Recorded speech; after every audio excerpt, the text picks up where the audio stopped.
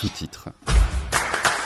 Sur ces images, vous voyez aujourd'hui, le 10 novembre, le président syrien al-Shara jouait au basket avec des généraux américains à Washington avant sa rencontre avec Donald Trump. La rencontre entre al-Shara et Trump a eu lieu. Et maintenant, les États-Unis se préparent activement au déploiement de troupes américaines en Syrie, qui devront contrôler le respect du cessez-le-feu entre Israël et la Syrie. Selon le plan de Trump, ils signeront bientôt un accord de sécurité et vivront paisiblement et heureux. Mais aujourd'hui, avant même la rencontre, c'est justement cette vidéo qui a fait beaucoup de bruit. Sur les images, le président syrien al-Shara joue au basket avec le général Kevin Lambert, qui dirige la mission de lutte contre l'État islamique, et l'amiral Brad Cooper, qui commande les troupes au Moyen-Orient. Tout irait bien, mais il y a un jour à peine, al-Shara était considéré comme terroriste d'Al-Qaïda et les États-Unis offraient 10 millions de dollars pour sa capture. Mais les temps ont radicalement changé. Que Trump a-t-il convenu avec le président syrien al-Shara ? C'est ce que nous allons aborder dans cet épisode. Je m'appelle Alexei Pichi, discutons ensemble de ce sujet, mais avant de commencer, je vous demande de vous abonner à la chaîne, de mettre un like, d'écrire un commentaire détaillé sous cette vidéo et de vous abonner à ma chaîne Telegram Pichi News, le lien se trouve dans la description de cette vidéo. Là-bas, nous diffusons immédiatement les informations reçues. Si vous souhaitez soutenir le travail de cette chaîne YouTube, vous pouvez le faire financièrement grâce à un don ou à un abonnement payant via les coordonnées et les liens indiqués. Dans la description de la vidéo, il est écrit « Soutenir la chaîne Alexei Pichi ». Choisissez le format qui vous convient. Je vous serai reconnaissant pour tout soutien. Ainsi, la Maison-Blanche a annoncé que le président des États-Unis, Donald Trump, a rencontré lundi à la Maison-Blanche le président syrien Ahmad al-Shara. Il s'agit de la première visite d'un président syrien à la Maison-Blanche dans l'histoire et d'une nouvelle étape importante dans la restauration des relations américano-syriennes. C'est inhabituel car al-Shara est un ex-commandant d'Al-Qaïda, encore récemment sur la liste noire américaine du terrorisme. Mais c'est justement une courte vidéo avec les généraux qui a révélé l'attitude actuelle des États-Unis envers le pouvoir en Syrie. Sur cette vidéo, le président syrien joue au basketball avec des généraux américains à Washington. Et pas n'importe lesquels. Tout irait bien. Mais auparavant, les États-Unis avaient en fait promis une récompense de 10 millions de dollars pour la tête du terroriste Ahmed al-Shara, qui a pris la tête de la Syrie après le renversement du dictateur Bachar Assad. Désormais, dans son statut de terroriste a été levé au niveau de l'Organisation des Nations Unies, au niveau des États-Unis, et il rencontre le président américain Donald Trump à la Maison-Blanche. Mais remarquez, d'après avoir joué au basket, al-Shara serre la main du général Kevin Lambert, qui dirige en fait la mission de lutte contre les Islandais. Et à côté de l'ancien terroriste se trouve l'amiral Brad Cooper, commandant du commandement central, responsable du Moyen-Orient, de l'Afrique de l'Est et de l'Asie centrale. Je vais vous rappeler brièvement. Avant de prendre la tête de Hayat Tahrir al-Sham, qui a pris le pouvoir en Syrie et renversé le régime d'Assad. L'actuel président de la Syrie, al-Shara, a combattu dans les rangs d'Al-Qaïda en Irak, a participé à Jabhat an-Nusra en Syrie et a même été détenu quelque temps par les forces armées américaines.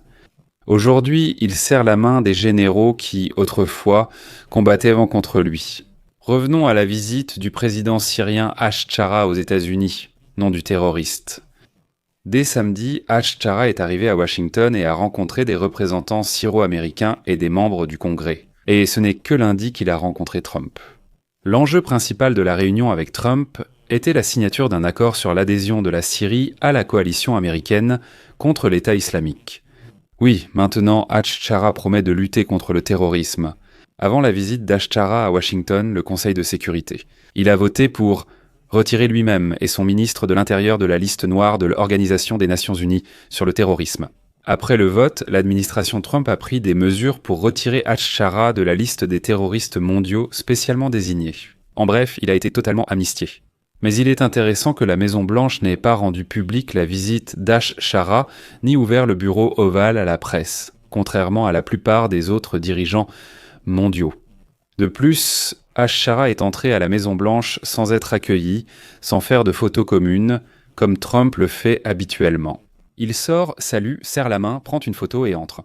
Donc les États-Unis vérifient-ils toujours al-Shara, Mais la principale question discutée lors de la réunion à la Maison-Blanche était un éventuel nouvel accord de sécurité entre la Syrie et Israël. En fait, Trump pousse Al-Shara à signer la paix avec Israël. L'objectif des États-Unis est de parvenir à un accord global de sécurité à la frontière entre les deux pays d'ici la fin de cette année. Et il convient de rappeler qu'à la fin du mois d'août, Israël a présenté à la Syrie une proposition détaillée d'un nouvel accord de sécurité, comprenant une carte des zones démilitarisées prévue allant du sud-ouest de Damas jusqu'à la frontière avec Israël. Il faut se rappeler que Israël avait déjà des relations tendues avec le nouveau gouvernement syrien. En juillet, par exemple, Israël a même bombardé Damas. L'administration Trump a adopté une position bien plus amicale envers le président syrien Ahmed Al-Shara. Depuis, la Syrie préparait une contre-proposition sur l'accord de sécurité. Je tiens à souligner que l'accord de sécurité proposé par Israël vise à remplacer l'accord de désengagement militaire entre les deux pays datant de 1974. Ce pacte a perdu sa pertinence après la chute du régime d'Assad et l'occupation par Israël de la zone tampon syrienne.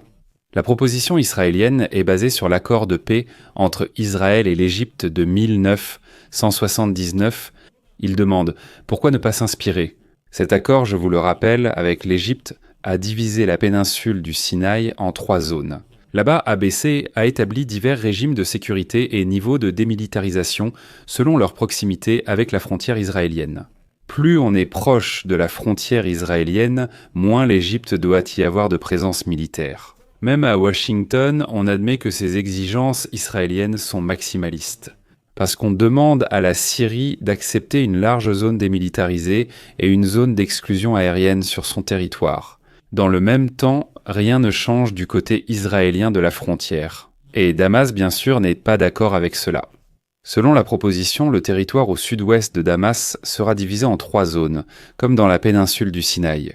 Dans le même temps, les Syriens pourront maintenir différents niveaux de force et de type d'armement selon la zone. La proposition prévoit l'élargissement de la zone tampon de 2 km du côté syrien, dans la bande adjacente à la zone tampon et la plus proche de la frontière avec Israël. Du côté syrien, la présence de troupes et d'armes lourdes n'est pas autorisée. Cependant, la Syrie sera autorisée à maintenir la présence de la police et des forces de sécurité intérieure.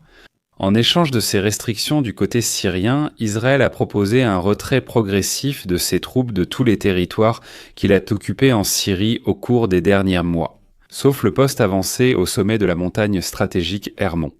Eh bien, un autre principe central de la proposition israélienne est le maintien d'un corridor aérien vers l'Iran à travers la Syrie, ce qui permettrait à Israël de frapper l'Iran à l'avenir. Eh bien, c'est pourquoi nous allons suivre les actualités dans les prochains jours. Elles montreront essentiellement si Donald Trump a réussi à amener le président syrien Al-Shara à un accord de paix sur la sécurité avec Israël. Je vais m'arrêter ici. Partagez votre avis et vos conclusions dans les commentaires sous cette vidéo, abonnez-vous à la chaîne, activez la cloche et n'oubliez pas de mettre un like. C'est tout pour aujourd'hui. Prenez soin de vous, à bientôt.